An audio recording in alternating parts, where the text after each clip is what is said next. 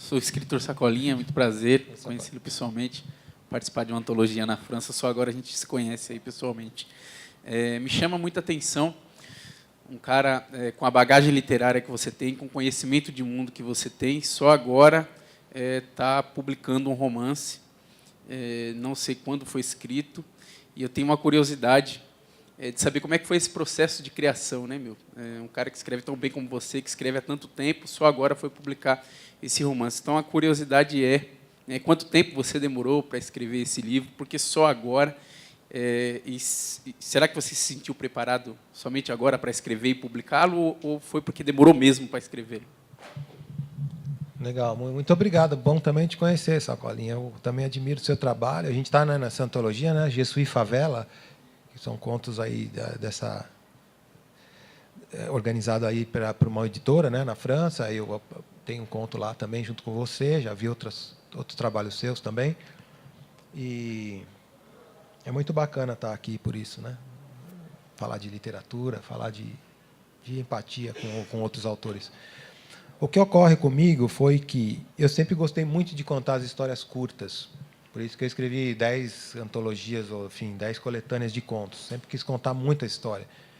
Quer dizer, conta uma, acabou, quero outra, né? Então, quando você escreve o romance, é uma longa história, que você espicha essa história. Nem sempre significa que você aprofunda essa história, mas você espicha.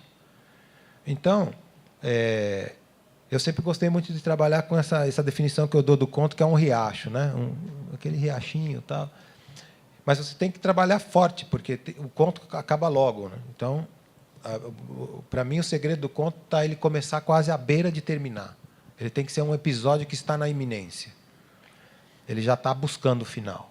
E é difícil, nem sempre, não é todo mundo que sabe fazer isso. Inclusive, muitos romancistas não conseguem fazer bons contos, né? Esse autor que eu estava falando, William Faulkner, ele escreveu aqueles romances caudalosos, gigantes, tal. Ele sonhava em escrever histórias curtas, porque ali você tem, né, uma concentração, uma contrição também, né? Então, eu escrevi muitos contos, até também, eu acho, por conta de agência de propaganda, porque eu acordava, escrevia um pedacinho do texto e ia embora. Passava o resto do dia em agência de propaganda. E aí eu voltava e continuava, né, a história. No entanto, eu cheguei a escrever alguns romances que foram publicados, mas eles são romances que são dentro dessa rubrica infanto-juvenil. E eles, sim, foram dentro dessa característica de ampliar uma história, de fazer uma trama engenhosa, coisa e tal. Mas eles foram publicados, né, por editoras que trabalham mais com esse público, ou que, para mim, eu sei que existe, mas, para mim, valeriam para qualquer leitor, porque eu acho que os livros não têm idade para serem lidos. Qualquer livro pode ser aberto, e você, se você é uma criança, abre, não vai entender muito, vai até penetrar um pouco, mas se você é um adulto com um pouco mais de vivência, você vai mais fundo. Então, um livro, para mim, é sempre um mundo que você pode entrar, que você pode se misturar, pode, né, se navegar, se molhar. Então, esses livros ficaram ali, mas são livros também que me ensinaram a fazer o romance. Só que o romance ficava muito tempo para fazer, os personagens ficavam atrás de mim o tempo todo, e eu, em agência de propaganda, não tinha essa possibilidade. Então, os livros que eu escrevi 5 romances, antes desse, que é um romance adulto. Continuei escrevendo os livros de contos, gosto. A história menor, ela me desafia mais, ela me provoca, justamente para poder tentar concentrar. Eu acho que a história menor, o menor no sentido de extensão, né, que seria o conto, de você capturar a vida na sua forma mais delicada possível, enquanto o romance você captura uma certa brutalidade. Queira ou não queira, em alguma página ali você vai ter pego com a mão ali, sabe? A matéria que você estava narrando. E eu acho, assim, por exemplo, que o conto é como você pega assim com as duas mãos, assim, a mão em concha, você pega um pouco da água da vida, do teu tempo, da experiência que você tem com as outras pessoas, e de alguém que te contou um pouco daquela água. E o romance é pura e simplesmente pegar aquela água e ir tentando canalizar, tentando deixá-la fluir por um certo caminho. Por isso que ele é mais extenso, por isso que ele traz tramas paralelas, personagens coadjuvantes que vão ali, né, se enfronhando e tal. E esse romance específico, né, que você está perguntando, que aí ele vai entrar sob essa perspectiva de um romance adulto, que é o Aos 7 aos 40, curiosamente, ele é uma síntese da minha obra, porque uma parte é um cara narrando a sua infância, Então, supostamente, são os textos todos que eu escrevi para jovens, para criança. E outra parte é um sujeito, aos 40 anos, já um sujeito mais esfacelado, vivendo um tempo como o nosso, de desintegração de valores, de desafios novos diante da tecnologia, de mídia ubíqua e onipresente o tempo todo, né? Ali, qualquer coisa que você faz está acontecendo aqui agora, quase que você sem tempo de poder metabolizar as suas vivências, e só que as vivências continuam sendo necessárias para elas a metabolização. Então, por exemplo, uma criança demora 9 meses ainda para nascer. E aí, hoje, você tem que fazer um texto que querem que em 1 ano o seu texto esteja na rua. Ou você quer que em 1 ano o seu texto esteja na rua. Então, embora o romance eu tenha escrito, sei lá, em 1 ano, em alguns meses, ele é fruto de toda a minha vida. Ele é fruto de cada um dos meus dias. E eu acho que na obra que a gente escreve tem que ter toda a nossa vivência, senão não vale a pena a gente, né, começar a escrever. Escrever na superfície. A gente tem que escrever aquilo que é o nosso fundo. Isso eu acho mais importante. Depois desse romance, eu já escrevi um outro também, que já vai ser publicado ano que vem. Então, eu talvez, assim como alguns outros, né, escritores que são mais conhecidos como contistas no Brasil, estão já experimentando o romance e tal. Mas isso é muito relativo, né? Porque você vê, por exemplo, o Jorge Luiz Borges, que eu citei, ele nunca escreveu um romance, só contos e poemas, tipos de ensaios, tal. No entanto, a obra dele é magnífica e vai ficar como um patrimônio da humanidade. Julio Cortázar, que eu estava falando, né, que sou um apaixonado e fui mais ainda no passado, tentando até imitá-lo, ele escreveu livros de contos e romances. E ainda que tenha escrevido romances assim, né, extremamente criativos, como O Jogo da Amarelinha, e também tenha pensado a literatura com livros instigantes, como O Observatório da Prosa, ele escreveu os contos que, para mim, são muito melhores e vão ficar como conto. E Clarice Lispector. Tem romances bons, mas tem romances que não são bons. Agora, os contos são maravilhosos. O Dalton Trevisan. O Dalton Trevisan é um cara que passou para a literatura brasileira como contista. Já tentou fazer romances, tal. Os romances dele não são bons. Machado é um caso espetacular, porque ele é um ótimo contista e um ótimo romancista na parte realista, porque os romances anteriores, os românticos, são, né, de razoável qualidade.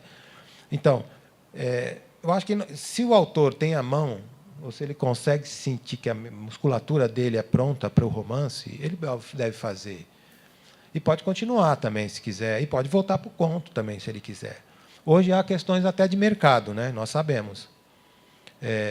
Se, por um lado, eu e você fomos traduzidos lá para o francês, porque nós escrevemos uma história curta, né, entramos numa boa antologia. Por outro lado, com a nossa antologia única de contos, de crônicas, de histórias, de romance, de poemas, nós não somos publicados. Por quê?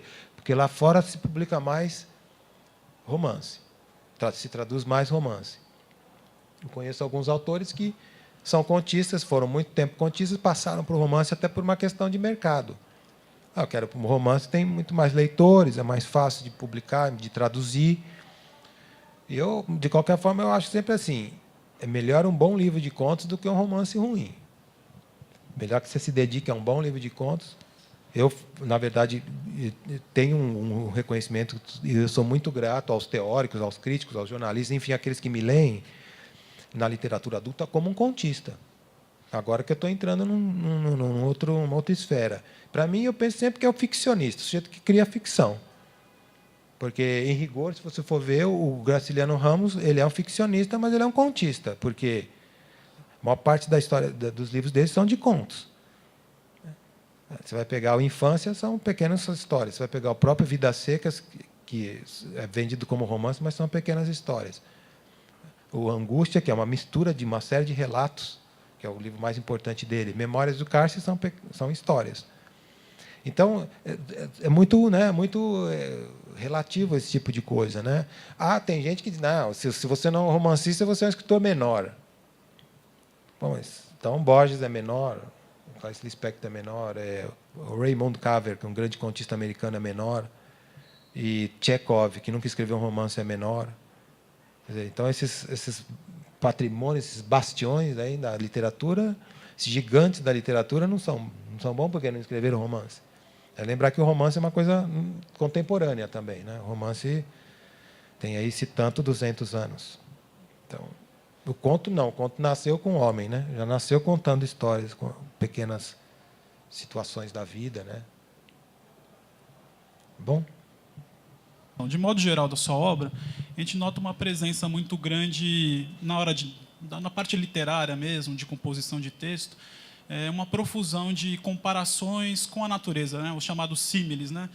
Então a gente vê aparecer muito com uma grande quantidade de comparações com o sol, comparações com a chuva, né? São elementos muito constantes, né? Então eu queria saber por que importa, na hora de você escrever, você construir essas comparações com a natureza, com elementos da natureza, e também no sentido de que a natureza também aparece para criar uma certa atmosfera, mas quase sempre num diálogo com o personagem, né? Chove lá fora, chove dentro de mim, ou se faz sol lá fora e chove dentro de mim. Então existe às vezes um diálogo e às vezes também um descompasso entre os personagens. Fala um pouquinho sobre a composição.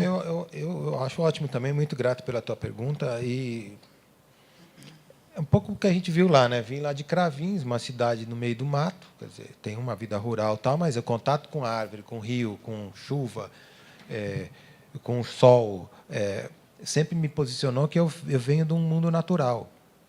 Ainda que é distante, temos civilização, estamos, né? Mas venho do mundo natural. Ou seja, eu como homem, ou nós como ser humano, somos parte dessa natureza. Então, se essa natureza está ali de uma certa forma, ela também está impactando a nós. Porque estamos no inverno, não sai sol, só chove, frio. É difícil ter sol dentro de nós. A gente tem que buscar, mas a gente também é impactado, porque nós somos parte desse grande organismo vivo, né, da natureza. Então, o tempo todo, as metáforas que surgiram para mim, que elas são reincidentes na minha literatura, o tempo todo elas estão vazando, elas vêm desse tempo de ter vivido esse tempo num espaço muito ligado ao verde. E eu sou muito grato de ter vivido isso. Agora, se eu tivesse nascido aqui em São Paulo, na capital, e ter passado a vida toda aqui, é provável que as minhas metáforas fossem distintas, porque elas já iam teriam se formado em mim de outra natureza, pelo que é viver numa cidade grande. E o tempo todo eu tenho necessidade de estar voltando, porque esses são os elementos que compõem a natureza, né? E compõem a natureza humana também.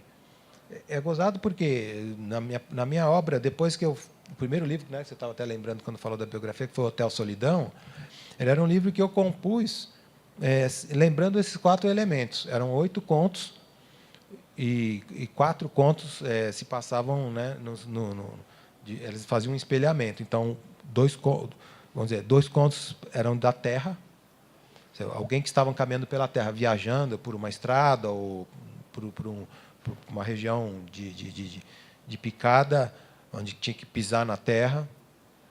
2 outros contos se passavam na água, ou seja, tinha um elemento água muito forte, que era um sujeito atravessando com um barco um rio de um lado para o outro, que eu gosto muito dessa metáfora, porque a vida né, esses 2 lados, esse começo, esse fim. E o outro era se passava num navio, uma mulher. E depois os outros 2 contos também faziam esse espelhamento, tinha a ver com a ligação do ar, e outros 2 contos com o fogo. Então, não sei, aquilo sempre foi porque não sei como foi a vivência de vocês, mas ali naquele espaço, o tempo todo a gente tinha as fogueiras para contar histórias, as fogueiras das festas juninas, a gente tinha o vento, a gente tinha a chuva que acabava derrubava os postes, e aí a gente ficava na escuridão, tinha apagão direto, e aí as pessoas contavam histórias, e aí você subia nas árvores para comer fruta, ou subia nas árvores para se esconder, para ficar quando estava triste, e você andava a cavalo, e você via os cachorros, e você plantava, via sua mãe cuidando das roseiras. E quer dizer, o mundo, a aproximação com os elementos da natureza, elas foram vitais para mim. Então, isso foi, como vamos dizer, o meu tirocínio, isso foi o meu aprendizado. E por isso passa para o meu saber. A gente só sabe aquilo que a gente aprendeu. Poderia ter sido outro, né? Como se eu tivesse nascido em outro lugar. Mas aí você vai ver também, como a gente está falando do Guimarães Rosa, como isso aparece muito também a paisagem do sertão mineiro, ou como aparece essa paisagem né, da Bahia no Jorge Amado ou no João Baldo Ribeiro, no fim acaba sendo aquilo que a gente estava conversando anteriormente. Quer dizer, o que é teu, ou aquilo que te forma, que te faz a tua nascente, ela acaba sendo aquela que você deve explorar da melhor forma possível, porque aquela é a tua verdadeira. É como você fincou os pés ou os teus nutrientes, vamos dizer, o teu tronco na humanidade para poder extrair essa seiva. Porque cada um vai fazer isso de um jeito, né?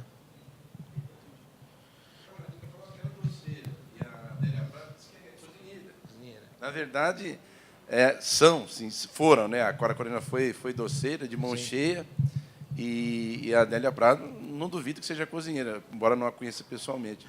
Mas essa questão da raiz, né? Não tem jeito, fica em você mesmo, né? Então, aliás, eu estou olhando aqui, estou doido para conhecer Cravinhos agora, hein? Cravinhos. Então, mas tudo que você citou essas duas, né, autoras, a Adélia Prado e a Cora Coralina, é o que me lembrei agora do Manuel de Barros, que é o poeta pantaneiro. Quer dizer, é um poeta que é conhecido pelas lesmas do chão, pela pedrinha, pela árvore, pela semente, pela coisa do pântano. Então veja que tem diferença. De mim, quer dizer, de mim sai o canavial, né, as plantações, as árvores mais robustas, a coisa que é de uma cidade pequena. Então, se você pega até os artistas, você pega um Picasso, você tem uma alma espanhola ali. Só o Picasso podia ter pintado a Guernica, né, que era a cidade espanhola que foi bombardeada na Guerra Civil. Ou outros, né, artistas que sejam músicos.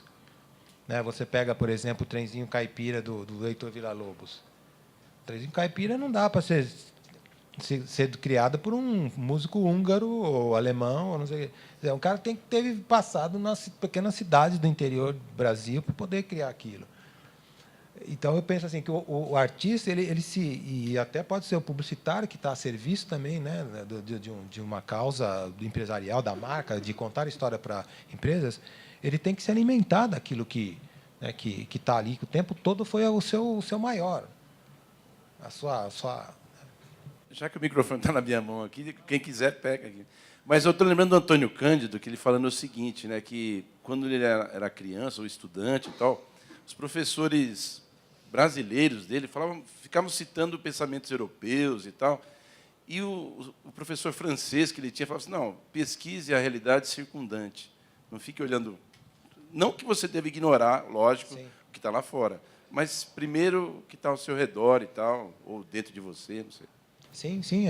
Até na publicidade, né, esses livros que eu escrevi sobre publicidade, eu venho comentando sobre isso, que a gente chama, né, que vem dos estudos antropológicos do Lévi-Strauss, de que o trabalho nosso publicitário, o trabalho do artista, é um trabalho de bricolagem, é de você utilizar aquilo que está ao teu redor, porque não tem como você ir buscar fora. Aqui é o que eu tenho. Então, por exemplo, você está num deserto. O deserto, como que ele vai construir a casa? Com aquela argila, por isso que a casa vai ser mais clara. Tal. Se você está em outro lugar, não tem a argila, mas você tem aquelas folhagens que passam a ser a sua palha, que vai ser o seu telhado. Então, você cria de outro jeito. E eu acho que essa diversidade, essa maravilha, é que traz que faz a arte ser, e faz a cultura humana ser uma coisa que fascina. Que você vai falar, isso eu não vi. Isso só podia ser feito aqui, com essas mãos, dessa maneira. Ou seja, é a própria perspectiva da sobrevivência. Para existir, eu tenho que me adaptar, eu tenho que descobrir o que tem aqui como matéria-prima para o meu fazer, para o meu ofício. Então, eu pego aquilo. E aí é a realidade que te circunda. Por isso, como a gente estava falando do Guimarães Rosa, tudo bem, a realidade que nos circunda é a mais próxima, e a mais próxima é daquela que nós podemos falar. Porque é aquela onde nosso corpo e nosso espírito está envolvido. Eu não posso falar daqui para frente, da FENAC para lá. Eu não sei o que está acontecendo lá, mas eu posso falar do que está aqui, que vocês estão me olhando, que eu estou vendo vocês, que está sendo um momento maravilhoso para mim. Então, aí eu posso falar. E eu acho que o artista faz isso, né? E a memória, como é que entra nessa... Eu acho que é um aqui que foi, né? Como é que esse aqui para você da memória? Que é forte. Eu acho que uma memória é esse ao redor que se consolidou. E que está ali à espera de outras situações, de outros arredores, para poder lançar novas luzes ali. Porque a memória é aquela situação. A memória não é uma coisa fixa, parada no depositório. Ela é um contínuo que vai sendo ressignificado. Quer dizer, a experiência que eu tenho hoje faz-me olhar um fato que aconteceu na minha infância de maneira que eu não sabia naquela ocasião. Por quê? Porque é a minha vivência que vai, né, ressignificar aquele fato. Aquilo foi uma coisa grave para mim, mas lá na infância eu achei que era legal. Então, a tua vida vai o tempo todo, né, fazendo você também refazer a memória. A memória o tempo todo está nos trazendo coisas novas. E o escritor, no fundo, ele trabalha, ou o artista no geral, ele trabalha com aquilo que está aqui presente, né, esse ao redor, que ele pode inventariar, por isso ele também inventa, ele pega isso, né, para si, por isso é inventariar e inventar, mas também ele se vale da memória, daquilo que foi vivido, daquilo que ele pode, né, trazer à baila e fazer essas combinações, ou seja, é um trabalho de bricolagem. Você junta pequenas coisas, como eu estava dizendo para vocês. O personagem desse livro, Aos 7 aos 40, o Bolão, ele tem uma parte de um garoto que foi amigo meu, que chamava Henrique, uma parte do Nila, uma parte de um filho de uma senhora que lavava roupa junto com a minha mãe. E, então, por quê? Porque ali um ser só consegue galvanizar mais do que eu precisava, né? Então, você vai pegando aquilo que você tem. Acho que o grande trabalho nosso é saber pegar, saber ter as mãos para puxar com concha essas águas. Porque essas águas são lindas, ou são sujas, ou são transparentes, ou são verdes, ou são azuis, mas elas estão aqui. E se a gente quer entregar para os outros, a gente precisa fazer essa colher, né? A gente tem que fazer esse esforço. Ele não é... Por isso que a gente fala, qualquer trabalho de arte é um trabalho de construção, é um trabalho de ação, é um gesto. A leitura, a escritura é uma ação no mundo. Não é pura e simplesmente um relato, uma história. É uma ação no mundo. É um discurso que você põe para circular, para entrar em conexão com outras pessoas, para se escrever no outro. E aquilo que eu sempre digo, se você consegue fazer isso, capturar essa vida, embutir essa emoção, se você consegue, de fato, essa apreensão, essa moldura, alguma coisa que é tão sutil, que é tão frágil, que é tão vulnerável, que é tão fugaz quanto a um instante de vida, o outro, se tem esse repertório anímico, se tem esse repertório sentimental, se já vivenciou essas experiências, ele te atualiza. E é por isso que você tem autores preferidos. Você volta de novo naquele texto e você fala, eu consigo entender o que está aqui entre as palavras maiores e entre as palavras menores. Eu consigo descobrir o que está nessas entrelinhas, porque aquilo que está ali é o indizível, é o maior que a vida. A linguagem é o ponto onde a gente começa a tentar buscar essa comunhão, porque antes dela existe ou não existe a comunhão. Então, nós temos que fazer daquilo que pode ser esse elemento, esse instrumento de nos aproximar, de fato, a concretização. Porque, ou senão a gente vive, cada um na sua. Por isso que eu acho que o ato literário, a literatura ou qualquer arte, é uma declaração para o outro. É uma tentativa de estabelecer a paz, de estabelecer a comunhão e, sobretudo, o sentimento, para mim, que é maior, o sentimento de compaixão. Quando você lê o outro, que conta uma história tão bonita, você chora junto, você ri junto, você se emociona, parece que é a tua história também. Muitas vezes me leram contos meus e diziam, não, mas isso me lembrou quando eu atravessava a linha férrea na cidade onde eu nasci, isso lembrou a minha infância e tal. Mas não tinha nada a ver com a infância. O que eu narrei não tinha nada a ver com aquela pessoa, mas sim o que estava lá era essa experiência de vida que ela conseguiu atualizar. E isso não vem gratuitamente para o escritor, ele precisa trabalhar para conseguir aquilo. Essa é a grande diferença. Vocês que estão aqui, que sabem, que trabalham com a linguagem, sabem. O texto não vem pronto. O texto é essa montagem vagarosa, por vezes dolorosa, cuidadosa, disciplinada, paciente. Porque as pessoas pensam que a gente aparece, nossa, o cara apareceu com um monte de livro. Não, é a vida inteira que você está trabalhando. Eu penso que o projeto literário, no meu caso, não é um projeto profissional. Ele também faz parte do meu projeto profissional, mas ele é um projeto de vida. Quando eu falei, eu quero ser escritor, eu gostaria de ser escritor, eu gostaria de contar essas coisas. Pode até ser que eu não conte direito, não conte bem, não seja um bom escritor, mas eu sou o escritor que eu queria ser.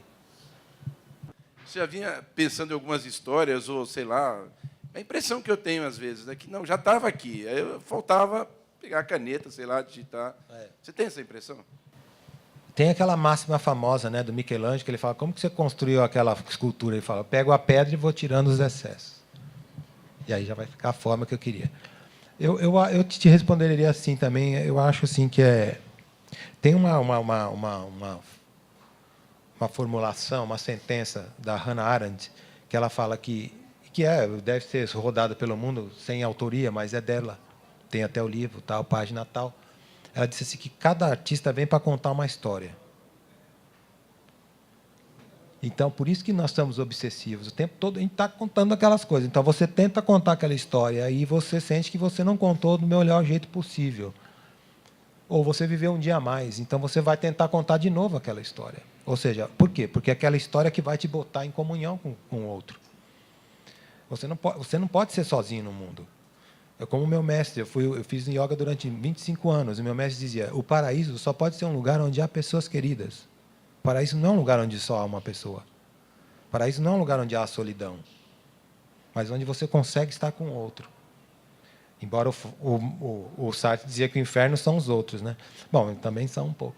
Mas, enfim, e aí eu te diria o seguinte, quer dizer, pensando nessa sentença dela, eu imagino que, de fato, a gente fica sempre tentando escrever aquela história que é a história que a gente veio contar, que é uma história triste, é uma história de familiar, é uma história de dor, é uma história de perda, é uma história de confusão, uma história de alegria, é uma história de sedução. Cada um vem contar essa história. Por exemplo, qual a história que a Clarice Lispector veio contar? Se vocês forem ler todos os contos, romances, as novelas, as crônicas, no fundo é uma só. O fundo é uma só que está disseminada, está espalhada daquele jeito. Por quê? Porque ela tentou de novo, tentou de novo. E que bom que a gente não consegue contar, para a gente poder construir de novo. Né? O Saramago, por exemplo, se assistir aquele documentário José e Pilar, ele, num determinado instante, é um documentário que um cinegrafista português vai seguindo os dois, né? E nas vários eventos que o Saramago participava, coisa e tal, e ele fica 6 meses viajando pelo mundo, autografando livros com filhas gigantescas e, enfim, dando entrevistas sem fim, em tudo quanto é lugar. E o negócio dele é escrever, né? Então, uma hora ele tem que escrever. Mas aí ele pergunta: você não tem nada? Não, não tenho nada. Não tenho nada. Não tenho nada, não tenho nada. Até que uma hora no final do filme ele disse assim: agora já temos uma história. Na verdade, agora ele já encontrou um outro nível, né, que é o nível superficial, onde estão os personagens, para construir aquela história que ele já contou nos outros livros. Então, eu acho assim, que eu vim contar uma história. E, às vezes, a gente tem que se policiar para não se repetir. Mas a história que você tem que contar é aquela. E é isso que às vezes, você pega um leitor. Por que o leitor gosta do Dalton Trevisan? Se o Dalton Trevisan começar a escrever agora igual sei lá, o Omar Pamuk, que é um turco que escreve, né, maravilhosamente, vai ser outra coisa. Então, nunca ele vai fazer. E quando você lê ele, é ele que você quer ler. Aquelas coisas que ele vai, de certa maneira, reincidir. Então, acho que a gente veio contar uma história. E acho que cada um veio contar a sua história. E eu acho que as pessoas se juntam porque elas querem encontrar ou entender qual é a outra história, qual é a história do outro. Ou entrar em conjunção com essa história, ou fazer parte dessa história. Ser também dentro do outro. Ô, João, tem talvez dos seus textos nasce uma certa perspectiva trágica. Eu comecei brincando lá de Cravinhos, né, essa cidade trágica e tal, né? Lógico que eu só tinha saído dos seus livros para poder enxergar desse jeito, né? Mas pensando bem, eu acho que parece um carpe diem meio de polo invertido. Né? Acho que a consciência, essa perspectiva trágica que tem nos seus textos, né, sempre de alguém tá de saída ou tá de chegada ou tá chegando, né? Nasce muito da consciência da morte, da finitude. Então, eu queria saber como é que a morte está presente na sua vida, né? E também se, apesar dos pesares, a felicidade é possível. Muito obrigado também pela pergunta. Mostra que você me leu muito bem. Eu acho assim que é um carpe diem, né, invertido, sim. Por que a gente tem que aproveitar o dia? Por que a gente tem que se entregar o dia para as pessoas e não ficar só na superfície, com relações epidérmicas, com planos epidérmicos, com sonhos que não se realizam? Por quê? Porque, de um instante para o outro, tudo pode terminar. Então, o momento presente, o momento que você vive, tem que ser vivido na sua plenitude, ainda que ele seja um momento triste. E a noção do trágico é que haverá o corte. O corte haverá, não tem como não haver. Então, como escritor, a gente tem uma ligação com a morte muito próxima, o tempo todo, porque você mata personagens e você morre com eles também. Então, aquilo vai te dando uma compreensão de que se aquilo só é bonito porque termina, é bonito viver enquanto existe. O melhor é poder seguir, é poder fazer o seu melhor, é poder se entregar. A vida tem que ser uma entrega. Tem que se jogar dentro desse rio, dentro dessa água, dentro desse mar, ou dentro dessa comporta que seja, para você, de fato... Então, o corte sempre tem. E eu penso assim, muitas das minhas histórias são assim, no final... Tem gente que me lê e fala, não, mas você vai matar, né, o personagem, esse vai morrer, né? Já começa a ler. Por quê? Porque eu acho que o conto começa na iminência, como eu escrevo mais histórias curtas, na iminência de acontecer algo. Não existe nada maior do que terminar. Só algo maior que terminar é o começar. Então, se você pega a Morte e Vida Severina, do João Cabral de Melo Neto, o livro inteiro é morte. O livro inteiro é a gente morrendo, mas termina com alguém nascendo. São os dois grandes eventos da existência de qualquer um. Só que a vida é o meio, a vida é o caminho, não é nem o começo nem o final, a vida é o caminho. E esse caminho pode ser longo, ainda que ele seja breve, à medida que você entra com intensidade no teu viver. E eu sinto que a minha literatura é sempre para chamar a atenção para isso, é dar a voz para isso, para a gente não esquecer que a gente vai morrer, mas que a gente pode, enquanto está vivo, viver na sua plenitude. A felicidade é, às vezes, você conseguir dobrar o lado cruel da realidade. É você se distrair das coisas penosas que o tempo todo estão, né, te achacando.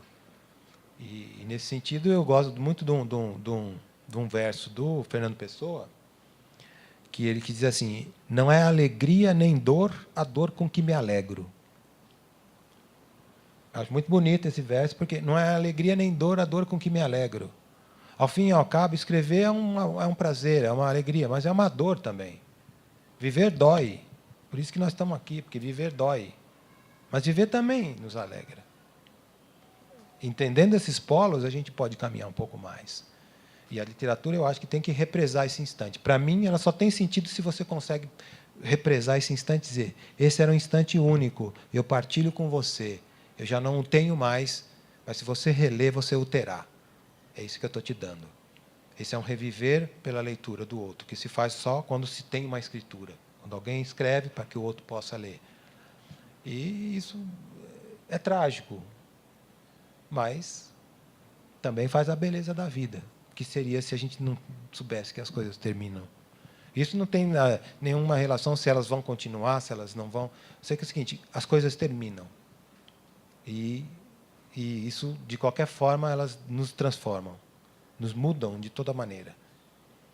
E acho que também, talvez também no período da infância, como eu estava dizendo, na cidade pequena, tudo que acontecia tinha um ecoar muito maior, era amplificado. Hoje, essa amplificação é dada pelos meios de comunicação de massa, mas é uma amplificação tão grande que, às vezes, as coisas tão menores que você fala, mas não é bonito? Não é bonito você olhar o rosto do outro de verdade? Então, é como se fosse uma pedagogia sempre para a comoção de existir. Não é bom ver o outro? Não é bom ficar quieto com o outro? Não é bom estar sentado do lado do outro? Essas coisas que parecem que não são nada, no entanto, são essas coisas que fazem a vida existir. Às vezes a gente quer estar junto de uma pessoa que a gente não está mais. Às vezes a gente quer fazer uma refeição diante do outro e ela é tão presente, a gente vive tanto aquela expressão um diante do outro, que parece que o mundo não existe. O mundo com todas essas energias, com todos esses turbilhões, não existe, só estamos ali, um vendo o outro. Isso é fazer a nossa vida, né, ser maior. Isso é subir na voltagem das coisas, na percepção das coisas. Isso é ter um grau de consciência que nos amplia, que nos faz melhor, supostamente. Então, acho que é um pouco por isso. Realmente, temos que aproveitar o dia, aproveitar a hora e, sobretudo, aproveitar o instante. Porque ele passa. E uma sequência de instantes menores pode nos levar a um instante maior, que é, às vezes, um instante tão menor quanto os outros, mas é o instante que a gente tem a consciência que a gente está vivo, que a gente pode fazer alguma coisa, que a gente tem um sonho, que a gente vai atrás dele agora, que a gente tem uma ideia, a gente vai buscar, que a gente quer ter um filho, ou que a gente quer tomar um café, qualquer coisa que naquele instante se torna maior, porque ele é um encaminhamento dessas águas. Ele é algo que vai sendo trazido devagar e quase que solenemente aos teus pés. Como quando a gente vai na praia, a gente está ali, de repente a gente está sentado, não se dando conta das coisas, e quando a gente vai ver, vem vindo a água, né, da praia e bate, e refresca os nossos pés, e a gente vê que o mar está lá. Essas são coisas que a gente acaba perdendo tempo de ver, né? A gente acaba não olhando mais para isso. A gente acaba olhando para si, mas um si que não está em contato com o outro. E a gente só pode ser o que a gente é porque o outro está aqui. O outro é que vai nos dar, né, essa interação.